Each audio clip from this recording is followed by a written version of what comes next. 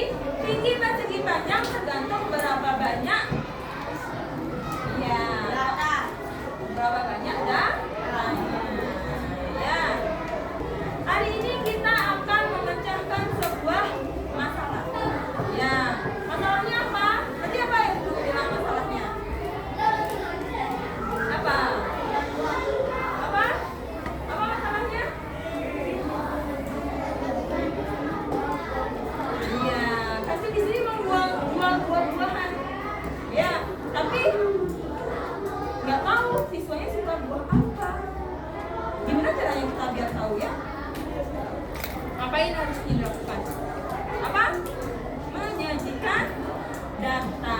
Benar sekali. Oke, kita akan menyajikan data. Kita akan membantu ibu dan bapak kantinnya untuk menjual buah-buahan apa yang akan dijual. Sekarang kalian akan menjadi peneliti buah cilik.